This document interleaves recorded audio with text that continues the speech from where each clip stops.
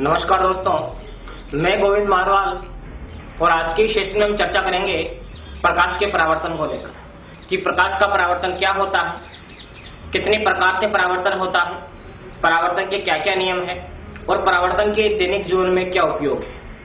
कुछ एक question put up होते हैं परावर्तन को लेकर, ठीक है। तो हम आज उन्हीं क्वेश्चनों पे चर्चा करेंगे। सबसे पहले हम बात करते हैं कि परावर्तन किसे कहते हैं। तो दोस्तों, परावर्तन का बेसिक मतलब होता है, यहाँ हम बात करेंगे केवल प्रकाश के परावर्तन की। परावर्तन दोस्तों ध्वनि के अंदर भी होता है, उसका हम अलग से चर्चा करेंगे। आज के सेशन में हम चर्चा करेंगे प्रकाश के परावर्तन को लेकर। तो प्रकाश के परावर्तन का सीधा सेंस ये है, प्रकाश किरण का किसी माध्यम से टकराकर वापस उसी माध्यम में लौट जाना। प्रकाश किरण का किसी माध्यम से टकराकर पुनः उसी माध्यम में लौट जाना, ये जो घटना है ये हमारे पास कहलाती है परावर्तन। देखिए किस तरीके से, ये सपोज हमारे पास कोई सरफेस है, ये इस तरीके से कोई सरफेस है, इसके ऊपर कोई बीम आती है, ठीक है, और वापस इस तरीके से कुछ लौट जाती है। ऊपर से आ रही थी और सतह से टकराकर वापस ऊपर ही लौट गई। तो इस प्रकार की घटना को हम कहते हैं परावर्तन। प्रकाश किरण का किसी माध्यम से टकराकर पुनः उसी माध्यम में लौट जाना, जिस माध्यम से आ रही है टकराकर वापस उसी माध्यम में चली जाएगी, इस घटना को हम बोलते हैं प्रकाश का परावर्तन। अब देखिए दोस्तों, ये जो किरण आ रही है, यहाँ सरफेस के ऊपर जो किरण आ रही है, इस किरण को हम कहते हैं आपतित किरण। जो किरण सतह के ऊपर आ रही है उस किरण को बोलते हैं आपतित किरण। सतह से टकराकर जो वापस किरण लौट रही है, इस किरण को हम बोलते हैं परावर्तित किरण। इस किरण को हम बोलेंगे परावर्तित किरण, ठीक है। साथ ही साथ ये जो बिंदु है, यहां मैं एक 90 डिग्री का कोण बना देता हूं, इसको बोलते हैं हम अभिलंब। ये जो मैंने 90 डिग्री का कोण बनाया, इस कोण को हम कहेंगे अभिलंब। देखिए 3 टर्म हो गए हमारे पास। आपकी किरण, जो किरण आ रही है सतह से टकराकर जो लौट रही है वो परावर्तित किरण, और जो 90 डिग्री का कोण बनाया वो है हमारे पास अभिलंब। अब देखिए आप, परावर्तन में जो परावर्तित किरण होती है उसकी आवर्ती, तरंगदैर्घ्य और चाल तीनों अपरिवर्तित रहती है। आवर्ती, तरंगदैर्घ्य और चाल, यहीं से अच्छा क्वेश्चन बन सकता है परावर्तन को लेकर कि जो परावर्तित किरण होती है, इस परावर्तित किरण की अगर मैं बात करूं आवर्ती की, अगर मैं बात करूं तरंगदैर्घ्य की, और अगर मैं बात करूं चाल की, आवर्ती, तरंगदैर्घ्य और चाल तीनों अपरिवर्तित रहते हैं। परावर्तित किरण की आवर्ती, तरंगदैर्घ्य और चाल, ये तीनों के तीनों ही हमारे पास कैसे रहेंगे? अपरिवर्तित। अब दोस्तों, अपरिवर्तित का मतलब क्या हुआ? अपरिवर्तित का मतलब ये हुआ कि जो आवर्ती, तरंगदैर्घ्य और चाल जो आपतित किरण की है, सेम वही आवर्ती, तरंगदैर्घ्य और चाल परावर्तित किरण की होती है। मतलब ये जो तीनों टर्म है, आवर्ती, तरंगदैर्घ्य और चाल, ये तीनों की तीनों अपरिवर्तित रहेगी। अपरिवर्तित का मतलब क्या हुआ? जो आवर्ती, तरंगदैर्घ्य और चाल आपतित किरण की थी, वही आवर्ती, तरंगदैर्घ्य और चाल हमारे पास कौन सी किरण की होंगी? परावर्तित किरण की। अब देखिए दोस्तों, मैं एक तरंग बनाता हूं, क्योंकि प्रकाश एक कण भी होता है और तरंग भी होता है। तो प्रकाश, सपोज ये मैंने तरंग बनाई, प्रकाश कुछ इस तरीके से ट्रेवल कर रहा है। तो हम जानने की कोशिश करते हैं कि आवर्ती क्या होती है, तरंगदैर्घ्य क्या होती है, स्पीड तो आप समझते हैं, चाल क्या होती है। हम बात करते हैं आवर्ती की। तो आवर्ती का मतलब यह होता है कि जैसे कोई बिंदु है और आप उस बिंदु के 1 सेकंड में कितने बार गुजर रहे हो। जैसे आप वर्ताकार पथ पर घूम रहे हो, इस तरीके का आपने सपोज कोई वर्ताकार पथ ले लिया, या आपने बिंदु फिक्स कर लिया एक अक्ष, तो आप इस 1 सेकंड में कितने चक्कर लगा रहे हो। जैसे आपने 1 सेकंड में इसके 5 चक्कर लगा दिए, तो आपकी आवर्ती हो जाएगी 5 हर्ट्ज। किसी तरंग द्वारा 1 सेकंड में काटे गए चक्रों की संख्या, कोई तरंग 1 सेकंड में कितने चक्कर काट रही है, कितने पूर्ण चक्कर कर रही है 1 सेकंड में, उनको हम बोलते हैं आवर्ती। हमारे सेंस में अगर हम बात करें तो यहाँ में सपोज वर्ताकार पथ पर 1 सेकंड में कितने चक्कर लगा सकता हूँ? मेरे द्वारा 1 सेकंड में लगाए गए चक्रों की संख्या वो हमारे पास कहलाएगी आवर्ती, कि मेरी आवर्ती कितनी है, मेरी दौड़ने की आवर्ती कितनी है। समझ में आ रही है बात? तो आवर्ती जो है उसका मात्रक होता है दोस्तों, आवर्ती का अगर मैं मात्रक की बात करूं तो आवर्ती का मात्रक हमारे पास होता है सेकंड इनवर्स। आवर्ती का मात्रक होता है सेकंड इनवर्स, या इसी को मैं कह सकता हूं दोस्तों 1/सेकंड। एक ही बात है, आवर्ती का मात्रक कह दो सेकंड इनवर्स या फिर आप कह दो 1/सेकंड, दोनों बातें एक ही है। आवर्ती का मात्रक सेकंड इनवर्स कह दो या कह दो 1/सेकंड। और इसका एक और मात्रक होता है दोस्तों जिसको हम कहते हैं हर्ट्ज। आवर्ती का एक और मात्रक होता है जिसको हम कहते हैं हर्ट्ज, और हर्ट्ज को हम दर्शाते हैं Hz।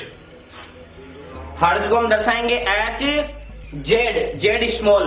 तो पूछा जाता है कई बार कि आवर्ती का ऐसा ही मात्रक क्या होता है, तो हम कहेंगे कि आवर्ती का ऐसा ही मात्रक हर्ट्ज होता है। ठीक है दोस्तों, तो आवर्ती आपको क्लियर हुई कि किसी तरंग द्वारा 1 सेकंड में काटे गए चक्रों की संख्या क्या कहलाती है, उसकी आवर्ती। अब हम बात करते हैं तरंग दैर्ध्य की। तो तरंग दैर्ध्य का मतलब होता है कि कोई तरंग 1 सेकंड में कितनी दूरी तय कर रही है, ये वाली दूरी। देखिए यहाँ से तरंग चली, यहाँ आधा चक्कर पूरा हुआ अभी, और फिर यहाँ से चलकर देखिए आप इसको यहाँ तक आने में 1 चक्कर पूरा हुआ, तो यहाँ से ये वाली जो दूरी है, इस दूरी को हम बोलते हैं दोस्तों तरंग दैर्ध्य। क्या बोलते हैं इसको? तरंग दैर्ध्य। किसी तरंग द्वारा एक पूर्ण चक्कर में तय की गई जो सीधी दूरी है, ये वाली दूरी, इस दूरी को हम बोलते हैं तरंग दैर्ध्य। और तरंग दैर्ध्य को प्रदर्शित करेंगे दोस्तों लैम्बडा से। तरंग दैर्ध्य को हम किससे प्रदर्शित करेंगे? तो मैं कहूंगा कि तरंग दैर्ध्य को लैम्बडा से प्रदर्शित किया जाता है। और तरंग दैर्ध्य एक प्रकार की दूरी होती है, इसलिए जो तरंग दैर्ध्य का जो मापन है वो हम करते हैं दोस्तों मीटर में। तरंग दैर्ध्य का मापन किसमें किया जाता है? मीटर में। आवर्ती का मापन किसमें किया जाता है? हर्ट्ज में। आवर्ती क्या होती है? किसी तरंग द्वारा 1 सेकंड में काटे गए चक्रों की संख्या। जबकि तरंग दैर्ध्य क्या होती है? किसी तरंग द्वारा 1 चक्कर में तय की गई दूरी। ठीक है, अब देखिए, तो हमने पढ़ा कि आपतित किरण मतलब परावर्तित किरण की आवर्ती, तरंग दैर्ध्य और चाल तीनों क्या रहती है? अपरिवर्तित। तो इस बात को आपको क्वेश्चन में ढाल के भी पूछा जा सकता है कि कोई परावर्तित किरण 10 हर्ट्ज आवृत्ति की कोई परावर्तित किरण किसी समतल सतह पर आपतित होती है, तो परावर्तित किरण की आवृत्ति क्या होगी? तो दोस्तों परावर्तित किरण की आवृत्ति भी वही होगी जो हमारे पास आपतित किरण की आवृत्ति है। ठीक है, ऐसे ही तरंग दैर्ध्य को लेकर पूछा जा सकता है। यदि आपतित किरण का तरंग दैर्ध्य 5 मीटर है तो परावर्तित किरण का तरंग दैर्ध्य क्या होगा? तो हम कहेंगे 5 मीटर ही होगा। तो इस तरीके से क्वेश्चन आपको यहाँ पुटअप हो सकते हैं, पूछे जा सकते हैं। बोल देगा यदि आपतित किरण की चाल 20 मीटर पर सेकंड है तो परावर्तित किरण की चाल क्या होगी? तो परावर्तित किरण की चाल भी दोस्तों 20 मीटर पर सेकंड ही होगी। तो आप याद रखेंगे परावर्तन की घटना में परावर्तित किरण की आवर्ती, तरंग दैर्ध्य और चाल तीनों की तीनों राशियां कैसी रहती है? अपरिवर्तित। अब हम बात करते हैं इसके उपयोग की। उपयोग से पहले हम इसके प्रकारों को जानते हैं दोस्तों। एक बार पहले इसके प्रकारों पे चर्चा करेंगे। तो जो परावर्तन होता है वो हमारे पास 2 प्रकार से होता है। परावर्तन 2 प्रकार से होता है। एक तो होता है नियमित परावर्तन, एक तो होता है नियमित परावर्तन और दूसरा हमारे पास बनता है दोस्तों विसरित परावर्तन। पहला नियमित परावर्तन और दूसरा है विसरित परावर्तन। अब देखिए नियमित परावर्तन में क्या होता है कि ये हमारे पास कोई समतल सतह है, ठीक है, इसके ऊपर प्रकाश किरण आई कि इस तरीके से परावर्तित हो गई, फिर कोई दूसरी प्रकाश की किरण आई वो कुछ इस तरीके से परावर्तित हो गई। तो देखिए यहाँ ये जो परावर्तित किरणें हैं, अगर मैं यहाँ पर एक किरण और डाल दूं तो वो भी कुछ इसी तरह से जाएगी। तो परावर्तित किरणें जो है वो एक निश्चित दिशा में लौटती है, जबकि यहाँ ध्यान दीजिए विसरित परावर्तन में क्या होता है, यहाँ खुरदरी सतह ली मैंने, ये सपोज हमारे पास कोई रेड सरफेस है, खुरदरी सतह है, यहाँ प्रकाश किरण आई तो परावर्तित होकर इधर चली गई, ठीक है, यहाँ कोई प्रकाश की किरण आई वो परावर्तित होकर इधर चली गई। तो देखिए नियमित परावर्तन और विसरित परावर्तन में आपको अंतर समझ में आ रहा होगा कि जब प्रकाश किसी समतल सतह पर गिरता है तो सभी परावर्तित किरणें एक विशेष दिशा में लौटती है। तो इस प्रकार के परावर्तन को हम कहते हैं दोस्तों नियमित परावर्तन। इस प्रकार के परावर्तन को हम क्या कहेंगे? नियमित परावर्तन। जबकि विसरित परावर्तन में क्या होता है कि जब प्रकाश किसी खुरदरी सतह पर आपतित होता है, जब प्रकाश किसी खुरदरी सतह पर आपतित होता है तो परावर्तित किरणें अलग अलग दिशाओं में फैल जाती है। इस प्रकार के परावर्तन को हम बोलते हैं विस्तृत परावर्तन। कहने का सीधा तात्पर्य ये है कि कहीं भी अगर समतल सतह से अगर परावर्तन हो रहा है तो वो हमारे पास नियमित परावर्तन है, और यदि खुरदरी सतह से परावर्तन हो रहा है तो हमारे पास वो विस्तृत परावर्तन है। आपने दोस्तों एक चीज नोट की होगी कि जो हमारे पास समतल सतह होती है वो हमें ज्यादा चिकनी प्रतीत होती है, और जो खुरदरी सतह होती है वो में कम चमकीली प्रतीत होती है। किसी भी वस्तु का ज्यादा या कम चमकीला दिखाई देना ये परावर्तन की घटना पर आधारित होता है। परावर्तन का उपयोग एक ही है, किसी भी वस्तु का कम या ज्यादा चमकीला दिखाई देना। सतह समतल है तो ज्यादा चमकीली दिखाई देगी, अगर उसकी सतह खुरदरी है तो आपको कम चमकीली दिखाई देगी।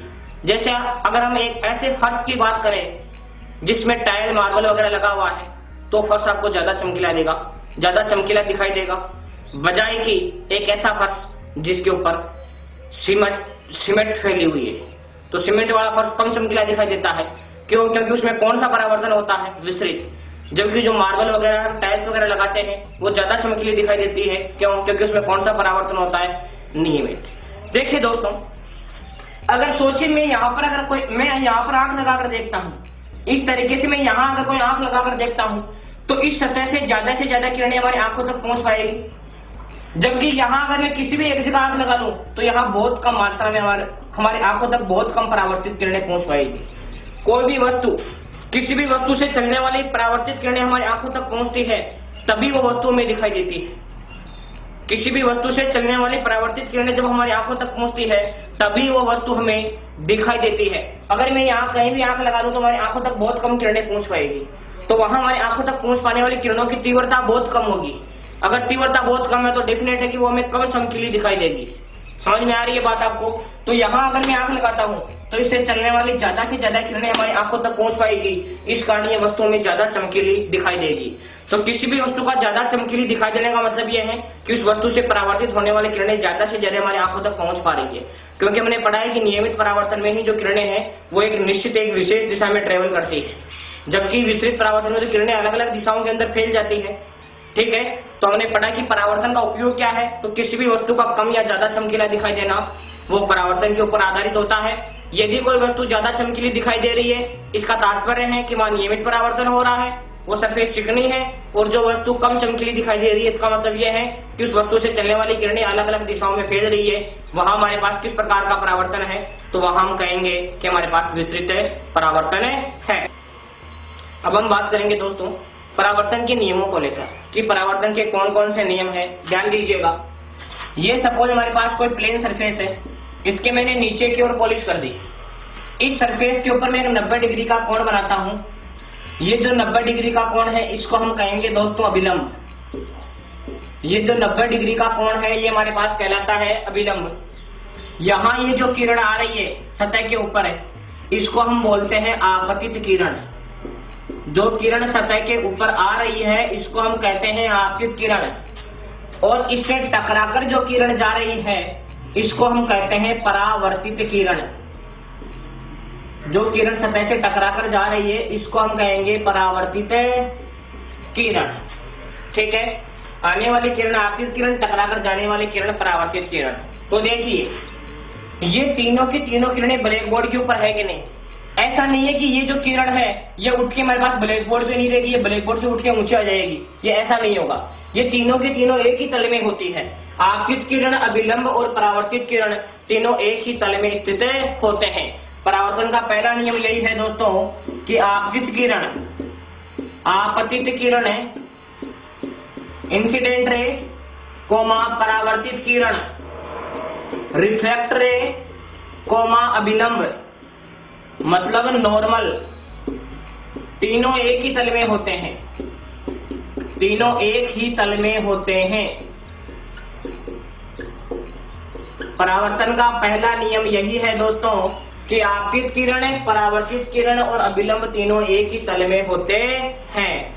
Incident ray, reflect ray and normal all are lies in a same plane, तीनों एक ही प्लेन में लाई करते हैं, तीनों एक ही प्लेन में एग्जिस्ट करते हैं। ठीक है, पहला नियम। दूसरा नियम है कि जितना कोण आई बनेगा उतना ही कोण क्या बनेगा, आर। अब देखिए कोण आई क्या है और कोण आर क्या है। आपतित किरण और विलंब के बीच में ये जो कोण बनता है, इस कोण को बोलते हैं दोस्तों आपतन कोण, और इसको हम डिनोट करते हैं किससे, आई से। तो यहाँ ये जो कोण है आई, ये हमारे पास कहलाएगा आपतन कोण।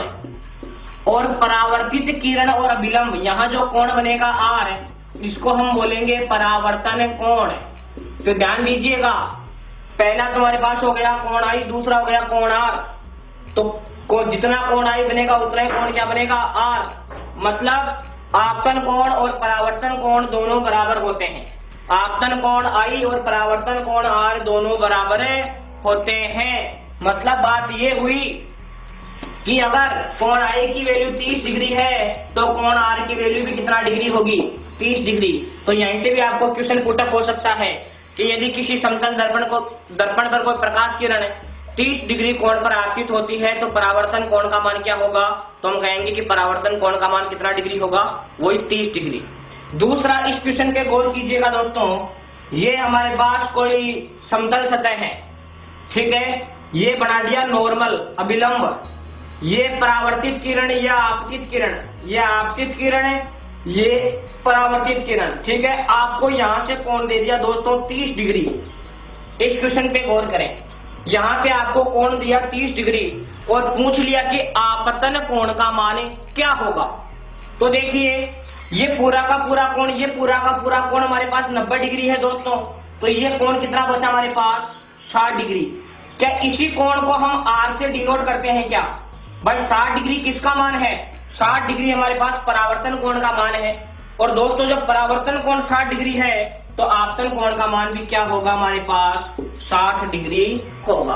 तो इस तरीके से क्वेश्चन आपको पूछा जा सकता है। दूसरा एक और क्वेश्चन कि जैसे ये हमारे पास कोई सतह है, ये हमारे पास कोई सतह है, ठीक है, ये बना दिया मैंने अभिलंब, ये विलंब है, और कोई प्रकाश की किरण किसी सतह पर लंबवत आपतित हो रही है, कोई प्रकाश किरण किसी सतह पर लंबवत आपतित हो रही है, मतलब इस तरीके से आपतित हो रही है प्रकाश की किरण, इसी नॉर्मल के ऊपर आपतित हो रही है प्रकाश की किरण। तो दोस्त आपतित हो रही है इस तरीके से किरण इस सतह के ऊपर आपतित हो रही है। तो पहले मुझे आप ये बताइए कि इसमें आपतन कोण कितना डिग्री बना। यदि कोई प्रकाश किरण किसी सतह पर आपतित हो रही है तो आपतन कोण कितना डिग्री बना, तो हम कहेंगे कि सर 0 डिग्री होगा। क्यों? क्योंकि अभिलंब भी इसी के ऊपर और वो किरण भी इसी के ऊपर आ रही है। तो अभिलंब और किरण के बीच में कोण कितना डिग्री बना दोस्तों, तो ऑब्वियस है कि आपतन कोण कितना डिग्री है, 0 डिग्री। और जब आपतन कोण 0 डिग्री है तो परावर्तन कोण का मान भी क्या होगा दोस्तों, 0 डिग्री। तो परावर्तित किरण जो है वो भी इस तरीके से वापस इसी पथ के ऊपर लौट जाती है। तो आप याद रखेंगे कि यदि कोई प्रकाश की किरण किसी सतह पर लंबवत आपतित होती है तो वहां आपतन कोण और परावर्तन कोण दोनों का मान ही 0 डिग्री होता है। अर्थात प्रकाश किरण जिस पथ पर आती है वापस उसी पथ पर लौट जाती है। तो यहाँ हमने दोस्तों चर्चा की कि परावर्तन को लेकर कि परावर्तन किसे कहते हैं, परावर्तन कितने प्रकार का होता है, परावर्तन के उपयोग क्या क्या है और परावर्तन के नियम क्या है। Thank you. जय हिंद, जय भारत।